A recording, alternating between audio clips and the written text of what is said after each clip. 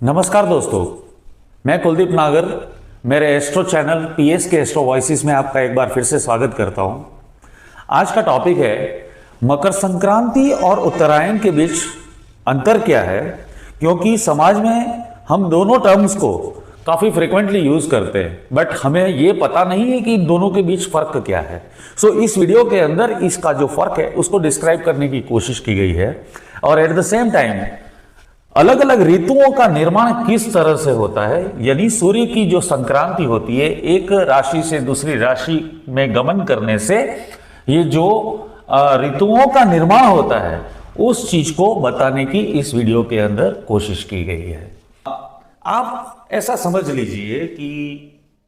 आप किसी स्थान पे खड़े हैं और वो जो स्थान है वो विषुववृत्त की रेखा है, यानी जिस स्थान का अक्षांश 0 डिग्री होता है उस पॉइंट से आप समझने की कोशिश कीजिए। इसको समझाने के लिए मैं आपको एक छोटी सी चीज बताता हूं। आप जब भी आकाश के अंदर देखेंगे तो आपको कहीं ना कहीं ध्रुव तारा दिखाई देगा। वो जो ध्रुव तारा है वो क्षितिज से जितना ऊपर उठा हुआ होगा या उन्नत होगा उस चीज को बोलते हैं अक्षांश। यानी से फॉर एग्जाम्पल जैसे सुबह हुई, हमने क्षितिज की ओर देखा, पूर्व की ओर हमने सन को राइज होते हुए देखा। जिस पॉइंट पे हमने क्षितिज से सन को राइज होते हुए देखा वहां तक, उस पॉइंट तक उसका अक्षांश 0 है from my point of view, ठीक है। और जहां तक ये विषुववृत्त की जो रेखा आती है इसको हमने 0 अक्षांश के रूप में लिया हुआ है और आप पृथ्वी के किसी भी कोने में यहां वहां कहीं पे भी स्थित हो सकते हो और आप यहां से ध्रुव तारे को देख सकते हो। ये आप समझ लीजिए ध्रुव तारा है।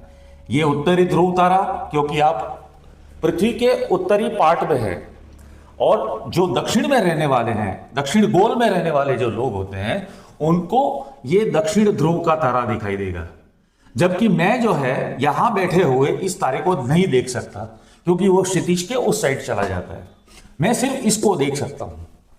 तो इस पॉइंट ऑफ व्यू से अगर आप देखने जाएंगे तो ये जो ध्रुव तारा है वो जितना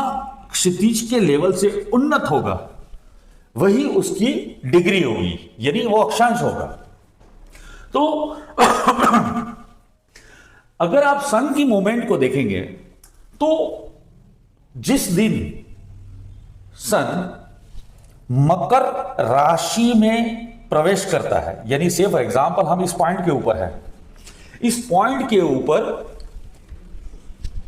ये जैसे ही ये पूरा मूव करता हुआ आता है वो आप समझिए 360 डिग्रीज का जो पूरा ब्रह्मांड है उसका मूवमेंट सन जो है वो करीबन 365 दिन में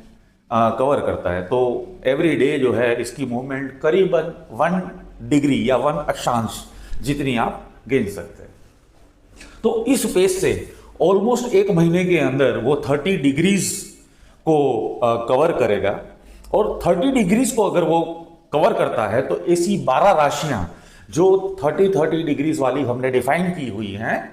जैसे मेष है, मिथुन है, इस तरह से आप समझ सकते हैं 30 डिग्री जैसे जैसे जैसे वो काटता जाएगा वैसे वैसे एक एक मंथ का डेवलपमेंट होगा। उसको बोलेंगे हम सौर मास और पूरा जो ईयरली सर्कुलेशन है उसको बोलेंगे हम सौर वर्ष। तो अगर आप मकर पॉइंट के ऊपर एंट्री मारते हैं, यहां से जैसे उत्तरी गोल के अंदर सन का प्रवेश होता है तो उत्तरायण तो प्रिसाइसली यहां से स्टार्ट हो जाता है। वो डेट जनरली होती है आजकल के जमाने में 21 दिसंबर, और ये जो मूव करता करता करता इस तरह से आगे बढ़ेगा। यहां करीबन नेक्स्ट जो राशि है, यानी ये जो पूरा एरिया जो मैंने रेड उससे बताया है, ये पूरा सेक्शन जो है रेड, ये जो है पूरा मकर का एरिया है। मकर टोटल 30 डिग्रीज को जब ये कवर करेगा उसके बाद ये कुंभ राशि में एंट्री करेगा और ये जो 30 डेज के अंदर ये अगर 30 डिग्रीज को कवर करता है तो 21 दिसंबर से आप देखने जाएंगे तो 30 days from here on is around 21 Jain. ये पूरा कवर करने में लगता है, और यहां इन बिटवीन कहीं ना कहीं 14 जनवरी पड़ती है, जहां पे हम उत्तरायण कहते हैं। तो अगर मकर संक्रांति इधर हो जाती है और उत्तरायण का पर्व हम अगर यहां पे सेलिब्रेट करते हैं, तो उस चीज का बेसिकली रीजन क्या है, इस रीजन को समझने के लिए ये जो है वीडियो एसेंशियली मैंने बताया। अब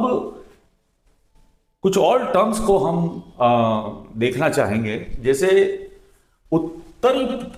जो एरिया होता है पृथ्वी का, उसको हम बोलेंगे उत्तरी गोल, और जो दक्षिणी पार्ट होता है उसको बोलते हैं दक्षिणी गोल, ठीक है। और उत्तरायण यानी उत्तर गोल में सूर्य का प्रवेश कब तक रहेगा, इस पॉइंट पे मैं आपको समझाता हूं। ये जैसे यहां से उत्तर की ओर इसने अपनी मूवमेंट शुरू की 90 डिग्रीज ऑलमोस्ट, यानी जो कर्क रेखा है वो मैक्सिमम 23.5 डिग्रीज, यानी एक राशि के अंदर ऑलमोस्ट 8 डिग्रीज जितना ही वो ट्रैवल कर पाएगा, 8 डिग्रीज जितना ट्रैवल करेगा, और उसके बाद में उसकी राशि बदल जाएगी 8, 8 और 8, मैक्सिमम 23.5 के ऊपर ये 90 डिग्रीज पे यहां पर बिल्कुल सेंटर में पहुंच जाएगा। यहां पे सन है, यहां पर अर्थ है, इट मींस पूरा बिल्कुल सन ऊपर है और इधर अर्थ है, हम यहां पर हैं। तो क्या होगा, और हमने पहले एज्यूम किया है कि ये विषुववृत्त की रेखा है, तो इस पर्सपेक्टिव से यहां पर 21 मार्च को 12 घंटे का दिन और 12 घंटे की रात, ये जो है, ये जो विषुववृत्त के ऊपर जो लोग रहते हैं उस चीज का एक्सपीरियंस करते हैं। यही पॉइंट जो है दक्षिण गोल में भी आता है। 21 सितंबर के पर यहां पर पूरा 90 डिग्रीज इनवर्स, उस टाइम पे दक्षिणी गोल के जितने भी लोग होते हैं उनके लिए 12 घंटे का दिन और 12 घंटे की रात होती है। अच्छा, इस बार्गेन के अंदर अब ऋतुओं का चयन कैसे होता है, अब आप इस पॉइंट को समझने के लिए ये जो सन की जो मूवमेंट है पूरे ब्रह्मांड के अंदर, उसको थोड़ा सा समझने की कोशिश कीजिए। ये जो उत्तरी गोल है, ये जो पूरा उत्तरी गोल है जो मकर से स्टार्ट होता है, मकर राशि, कुंभ राशि, मीन राशि, यानी 30, 90 डिग्री इधर से कवर किया, यहां से ये जो है वो इस तरह से मूव करना शुरू कर देगा, और इसके बाद इस पॉइंट तक ये ऐसी इसकी डायरेक्शन रहेगी, और इस पॉइंट से लगा के इस पॉइंट तक, यानी यहां से लगा के ऐसे इसकी इस तरह की मूवमेंट रहेगी। तो ये जो मूवमेंट है, ये जो उत्तरी पार्ट हो गया उत्तरी गोलार्ध, और ये है दक्षिणी गोलार्ध, इस एरिया के अंदर ये जो सन की मूवमेंट होती है वो 187 डेज ये उत्तरी गोल में रहता है, और यहां पर उसकी स्पीड इसकी कंपैरिजन में यहां पर कम है, यहां पे ज्यादा है। यहां पे 178 डिग्रीज में पूरा दक्षिणी गोल जो है वो कवर कर लेगा, और ऊपर वाला जो पार्ट है उसके अंदर ये 187 डेज, ये थोड़ा सा लंबा टाइम लेता है, और इसी की वजह से स्पेशली उत्तरी गोल में रहने वाले लोगों को गर्मी का एहसास थोड़ा ज्यादा वक्त तक दिखाई देता है, और बाद में ये जो है वो दक्षिणी गोल में चला जाता है। तो इसकी वजह से यहां पर इसकी स्पीड जो है आप देख लीजिए, 178 डेज में पूरा हाफ इसने ट्रैवल कर लिया, तो इसकी स्पीड ज्यादा है। स्पीड ज्यादा होने की वजह से ये जो अर्थ है उसके ऊपर उस सन का जो एक्सपोजर है, वो जो एक्सपोजर है वो किसी भी पर्टिकुलर लोकेशन के लिए रिलेटिवली थोड़ा शॉर्ट रहता है। तो इसकी वजह से सन की जो इफेक्ट्स हैं उसके अंदर आप देखने जाएंगे तो दिन जो है वो धीरे धीरे करके कम होते जाते हैं, और रात का जो पोर्शन है यानी डार्कनेस है वो धीरे धीरे बढ़ती जाती है। अब इसकी इफेक्ट्स क्या है, इस चीज को समझना अगर आप चाहते हैं तो आप थोड़ा सा सन का जो पावर है उस चीज को समझिए। आपको ताज्जुब होगा कि एक जो सन होता है उसका जो पूरा व्यास होता है, उस व्यास के अंदर 10 लाख पृथ्वियां, मैं फिर से रिपीट करता हूं, 10 लाख अर्थ उस गोले के अंदर जा सकते हैं। इतना बड़ा व्यास है, 108 गुना व्यास है और 10 लाख पृथ्वी को समाने की इसमें ताकत होती है, यानी इतना बड़ा एरिया सन का होता है। अब आप इस पर्सपेक्टिव से अगर इस चीज को समझेंगे और ये जो पूरा मूव करता है, इस मूवमेंट को अगर आप समझेंगे तो एनवायरमेंट के अंदर होने वाले माइन्यूट चेंजेस, अगर थोड़ा सा भी गैप पड़ता है, यदि थोड़ा सा भी डिफरेंस होना शुरू हो जाता है अर्थ और पृथ्वी के बीच के डिस्टेंस का, तो एनवायरमेंट के अंदर बहुत ही मैसिव इसका इम्पैक्ट रहता है। और इस पॉइंट को मैं अभी इसलिए बता रहा हूं क्योंकि मुझे ये जो आयन मूवमेंट है ना उसको भी थोड़ा सा सिग्निफाई करना है, but before that I want to clarify on this. अब इस तरह से अगर आप देखने जाएंगे तो जब सन जो है वो मीन राशि से और मेष राशि तक, ये जो 2 महीने तक काफी हाई अक्षांश के ऊपर, यानी काफी हाई अक्षांश के ऊपर और ऑलमोस्ट सन की जो इफेक्ट है अर्थ के ऊपर वो काफी सिग्निफिकेंट रहती है इस पीरियड के अंदर। तो इसकी वजह से जो है वो काफी स्ट्रेट होता है, ये काफी स्ट्रेट होता है, इसकी डायरेक्ट इफेक्ट पृथ्वी के ऊपर आती है। इसकी वजह से ये पूरा जो पीरियड है इसके अंदर आप अलग अलग ऋतुओं का निर्माण होते हुए देखेंगे। जैसे जब ये मेष और मीन राशि के अंदर है तब वसंत ऋतु का निर्माण होगा, बाद में वृष और मिथुन राशि में ये जो ट्रैवल करेगा तब गर्मी, उसके बाद में वर्षा और बाद में शरद। इस पॉइंट के ऊपर ऑलमोस्ट इस पॉइंट से शरद ऋतु का निर्माण होना शुरू हो जाता है, बाद में हेमंत और ये शिशिर। ये जितना भी है, ये जो पूरा एरिया है और ये जो पूरा एरिया है ये ऑलमोस्ट उत्तरी गोल में सन की प्रेजेंस को डिनोट करता है और ये जो पोर्शन है वो दक्षिणायन, दक्षिण की और दक्षिण गोल के अंदर पृथ्वी की सन की स्टेटस जो है उसको डिफाइन करता है। तो अगर हम इस चीज को देखें तो एक और चीज के ऊपर हमें अटेंशन अपना शिफ्ट करना चाहिए, वो है अयन गति। वो अयन गति क्या होती है? अब इस चीज को थोड़ा सा समझने के लिए आपको पूरे ब्रह्मांड की ये जो पूरी रचना है उसके स्टार्टिंग पॉइंट पे पहुंचना पड़ेगा। यानी जब ब्रह्मा जी ने पूरे ब्रह्मांड को बनाया तो सबसे पहले उन्होंने क्या किया? तो उन्होंने सबसे पहले एक जो माला को आप समझ लीजिए, जैसे फॉर एग्जांपल ये एक माला है, ये जो माला है, ये जो माला है इसके अंदर सभी ग्रहों को, और ऊपर सबसे ऊपर मैंने इधर बताया है नक्षत्रों की कक्षा है और यहां पर जितने भी हैं वो ग्रह बताए हुए हैं। तो सबसे ऊपर की ओर नक्षत्रों की एक लेयर हो गई, बाद में शनि, गुरु, मंगल, सूर्य, शुक्र, बुध, चंद्र और पृथ्वी। हम पृथ्वी से इस चीज को देखते हैं, ठीक है, हम पृथ्वी से इस चीज को देखते हैं। इस तरह से अगर आप देखने जाएंगे तो सबसे पहले उन्होंने ये पूरे जितने भी ग्रह हैं उन्होंने इस तरह से माला की तरह सेट किया उनको, और यहां पर जिस पॉइंट के ऊपर ये जो सन को अगर मैं थोड़ा सा बड़ा करता हूं, इसको मैंने थोड़ा बड़ा किया समझाने के लिए, तो ये जो सन है उसका मेष राशि में जब वो स्टार्टिंग पॉइंट हम गिने मेष से, यानी वो यहां पर है, यहां से यहां पृथ्वी है, यहां पर कहीं ना कहीं चंद्रमा है और यहां पर कहीं शुक्र है, बाद में इसको पोजीशन किया है सन के अंदर। तो ये जो पॉइंट हुआ ये है मेष बिंदु, ये है मेष बिंदु, यहां मेष राशि की शुरुआत हुई। और अगर आप नक्षत्रों के हिसाब से देखने जाएंगे तो अश्विनी अश्विनी नक्षत्र का ये स्टार्टिंग पॉइंट हुआ, अश्विनी नक्षत्र का ये स्टार्टिंग पॉइंट हुआ। एट द सेम टाइम अगर आप राशि के पर्सपेक्टिव से स्टार्ट देखने जाएंगे तो ये मेष राशि का स्टार्टिंग पॉइंट हुआ। अब इस तरह से पूरे जितने भी ग्रह थे इस तरह को उससे सेट किया गया और अश्विनी नक्षत्र से प्रारंभिक बिंदु और यहां पर जो लास्ट नक्षत्र आता है, ये पूरा 27 नक्षत्रों की यात्रा इस तरह से ट्रैवल करके ये जो यहां पर आएगा, तो ये लास्ट जो नक्षत्र आता है वो है रेवती। रेवती नक्षत्र का लास्ट पॉइंट या अश्विनी नक्षत्र का प्रारंभिक बिंदु, अगर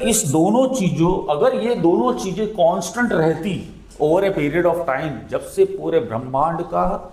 निर्माण हुआ तब से लगा के आज तक, तो हम 21 दिसंबर को ही Makar Sankranti, at the same time 21 दिसंबर को ही उत्तरायण का पर्व सेलिब्रेट करते। लेकिन ये इस तरह से